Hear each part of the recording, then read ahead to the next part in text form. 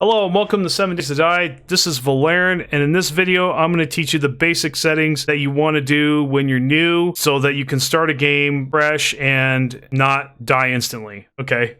I'm going to teach you the settings I recommend if you're new and you're a beginner that will set you up for the rest of my beginner guide series. So now here's a disclaimer. This is Alpha 17.4 as I'm making this video. Alpha 18 may make some changes to these settings. If it does, it won't change many of them, but it might change a couple that are pretty relevant. So make sure you're keeping up with the patch notes and you're keeping up with the game notes. And I might update this video in the future. I might take it down and make a new Alpha 18 settings guide if people request it or if I just feel like doing it. So that being said, let's get started.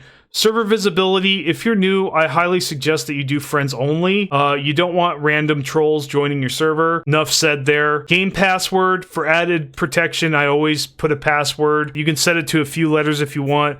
Just, 2 or 3 letters will keep most people out. It's just another layer of protection, so I recommend that you put a password in. Something easy to remember that's easy to type, especially if you're playing multiplayer that you can give your friends to join when you're playing. Now, remember this, you need to know about this if you're new. Every single player game can be a multiplayer game. They're kind of like both. There is no multiplayer or single player setting anymore. Every game is single player by default until someone joins, then it becomes a multiplayer game. So when no one's joined and you're the only player, you can pause it by pressing the escape button. If someone joins, you cannot pause it by pressing the escape button. And there's somebody in your game, obviously, so that's pretty much the only difference. And shared experience, of course, is active and all the things that go with somebody else being in the game. Anyway, so max players, I would not set this to anything higher than 8. I would not have more than 4 people in your game at one time unless your computer is an absolute beast, okay? I have a pretty beastly computer, and my game chops and lags and slows, especially if I'm streaming with more than 4 players. So that's my recommendation on that. Difficulty settings. Now I have this set to insane. Obviously, if you're new, you should set this to scavenger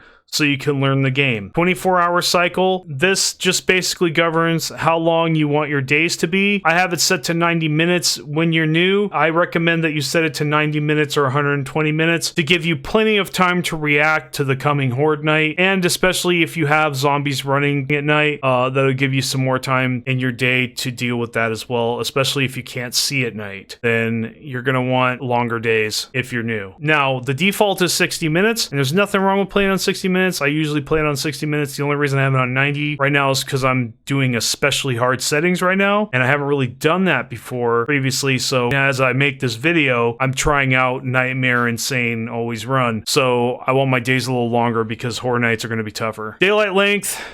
Just set it to 18. You don't have to worry about this. This is just how many hours the sun shines every day. So how many hours of daylight you get. Blood moon, if you're new, just leave it at 18. Blood moon frequency, I have it set to 7 days. It is 7 days to die, hence the name. So if you're new, just set it to 7 days. I wouldn't set it to 14 because that kind of teaches you how to play the game wrong. You should play the game knowing that every 7 days you're going to get hit hard by zombies, because that's what the game is all about. So I would just leave it at 7 days if you're new. There's no need to raise it unless you really are having a hard time on your horde nights. Then you might make it day 14 to make it a little easier. But honestly, if you have a 24-hour cycle set to like 90 minutes or 120 minutes, that should be more than enough to teach you how to play without needing to set it to higher than 7 days. It's just too easy, man, and just kind of teaches you the game wrong. Of course, there's some guys, I've met, they have it on every 3 days or every day, as part of a challenge, but they're very experienced players that know the game really well. I highly recommend that you just start with 7 days and don't change it if you're new. Blood moon range. I suggest that you do not change this if you're new. So, okay, I have it set to 7 days, right? The blood moon frequency. The blood moon range is how many days it deviates from that. So, how many days it randomly deviates. If I have it set to 1 day, even though this is set to 7 days, I could have it on day 6, or I could even have it on day 8. It's random. So this will make it harder if you have this set to anything but 0, because you're going to have to prepare for a possible early horde night earlier than you normally would. So setting this anywhere but 0 is going to make the game harder for you. So if you're new, obviously keep it at 0 days. Blood moon morning, I have it set to morning. Basically what this does is it turns the day number that's at the top of your screen below the compass, it turns it red to signify to you that today is horde night. Be prepared. You'll see a red number next to your days. So whenever you see that, that's a warning that it's going to be Horde night. You could have this in the morning or you could have this in the evening. If you're new, I would set it to morning. Now before, back in the good old days, it was disabled. Basically, this warning didn't exist. But if you're new, just set it to morning. That's fine. Zombie day speed, if you're new, there's like 1, 2, 3, 4, 5. There's like 5 different run speeds in this game. If you're new, I would set all the zombie speeds and the blood moon speed to walk. If you're new, set everything to walk. All right, persistent profiles. If you're new, don't pay attention to this. Just ignore this. XP multiplier. If you're new, just ignore this. You can make this easier or harder depending on whether you raise it or lower it. Obviously, you raise it, it's going to be easier. If you lower it, it's going to be harder. But just leave it at 100%. Leave it at default if you're new. Player block damage, AI block damage, AI blood moon block damage, and loot abundance. If you're new, leave it all 100%. Don't change them. Player block damage. This might be good if you make a lot of mistakes with your building and you want to correct them very quickly and you don't want to waste time. AI block damage. If you raise that, it makes the game harder. If you lower it, it makes the game easier. Same with AI blood moon block damage. Loot abundance. If you lower it, obviously that's going to make the game harder. If you raise it, it's going to make the game easier. But if you're new, just leave these. Just don't even touch these. Just don't worry about them. Loot respawn time. This is set to 5 days. I would leave this at 5 days if you're new. If you want more of a challenge, you can either disable it or you can set the days longer. See, this game has so many different variables on difficulty that anybody who says that this game is too easy doesn't know what the F they're talking about. They really don't. That annoys me to no end when people say this game is easy. This game is as hard as you want it to be. You can make this game impossible to play. If you really wanted a challenge, this game can give you that challenge. You just have to set the settings right. So yeah, if you ever get that feeling that this game's too easy, it's time for you to change your difficulty settings. For example, I could have it on insane, 10 minutes, 2 hours, every day, 0 days, blood moon warning disabled. I could have all the zombies on nightmare. XP multiplier could have it on 25%. I mean, I could turn this game into Dark Souls if I wanted to. I really could. But especially with all these different block damages and loot abundance, I could set this really low to like 25%. I can make this game unbelievably hard, okay? I can make this game unbelievably hard, so don't tell me that this game is too easy. You don't know what you're talking about. Again, loot respawn time, I would leave that at 5 days if you're new.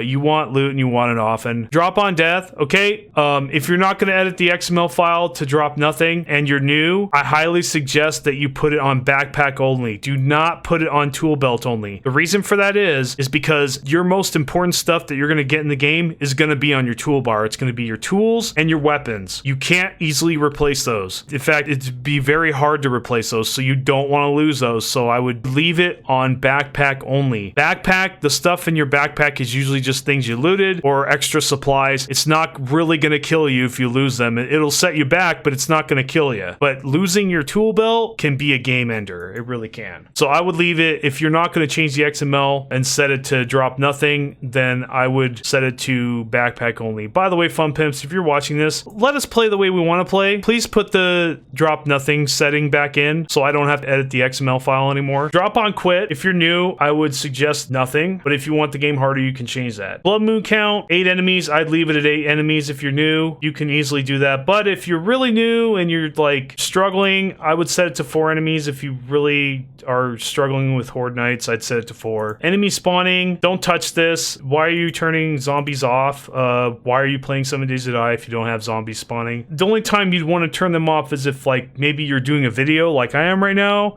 and you really don't want to deal with zombies, you just want to teach something, or you kind of want to play creative, but honestly, why would you play this game seriously without zombies? It's a zombie survival game. Anyway, so if you're new, leave this on. Don't turn it off. Deal with the zombies. Learn to deal with the zombies. Airdrops every 3 days. You know, really, this is your preference. Airdrops are kind of a joke now. So if you have it on every day, it can be annoying. Airdrops usually suck and are just full of canned food and nothing else. I have it on every 3 days, kind of just to balance, so I get it once in a while. But honestly, I'm thinking about setting it to every 7 days because it's still, even on 3, seems like it drops too much. So really, airdrops, this is your preference. You can get good things from airdrops sometimes. It just doesn't happen nearly as often as it used to. So cheat mode, I would strongly suggest, especially if you're new, but even if you're not new, to leave this on. You never know when the game's going to screw you over and not work as intended. And this game is also full of bugs, so you're going to need to cheat sometimes to correct these bugs. For example, your motorcycle falls through the world and you lose it and everything in it. Well, I'm sorry, but I'm gonna cheat that stuff back in because that was not my bad play that caused that. Okay, that was just the game being dumb. The game being buggy and not working as intended. That's the only time I cheat, really. The only other time I cheat is when I quickly want to find out if a map is good or not, so I can start playing and having fun. I'll fly around and look for a good spot, or just to see how the map is real quick without spending hours and hours and hours running around just to find out that the map sucks and I lost all that time and just wasted all that time. So that's the only other time I cheat, is when I fly around to check if a map's good or not. I don't really do that anymore, really. You have the editing function. You can generate random maps and preview them before you even go in them. So you really don't need to fly around anymore, really. So multiplayer, we got player killing. Leave this to no killing if you're new. Claim size, you don't need to mess with this. All this stuff, you really don't need to mess with this if you're new. Don't even worry about it. You can learn that stuff later. The stuff is pretty self-explanatory, you know, if you played the game for a while. So if you're doing PvP or whatever, you can mess with these settings however you see fit, but don't touch them if you're new. Party shared kill range. Okay, this is really important if you're playing with people, okay? And it's really your preference. If you want shared experience, if you want to get credit, say you're the builder, right? You're not going to get a lot of experience because you're constantly building and you're not killing zombies. Setting this to 10,000 meters pretty much fixes that problem. The looters and the hunters will get you the experience you need so that you can level up your skills when you're the builder or you're in another kind of class that's not really getting a lot of experience from what they're doing. I would set this to 10,000 if you're new and you're playing with other players, just so you can, you know, share experience with each other, get credit for what you guys do, so you're not getting left behind and not getting screwed out of points. All right, that's pretty much it. So anyway, the only other thing I want to look at is, okay, world size. I strongly suggest if you're new to set it to 4,000 by 4,000. Don't do 8,000 by 8,000, especially if your computer is not up to par. That's pretty much it. And then you've got to decide if you want novice gain or random world generated map. You can do either if you're new. It really just depends on your preference there. So anyway, that's it. Thanks a lot, guys, for watching. If you like this video, go ahead and hit that subscribe button. I put out videos usually every week or every other week, sometimes monthly. It just depends, but I do come out with videos regularly. And I also have a Twitch channel. I stream this game regularly on my Twitch channel, almost religiously right now as I make this video. Obviously that could change if this video is older, but right now as I make this video, I'm playing a lot of 7 Days to Die. I'm streaming a lot of 7 Days to Die, and so go ahead and stop by my Twitch channel and say hello sometime. Links in the description. Thanks for watching, and I'll see you next time.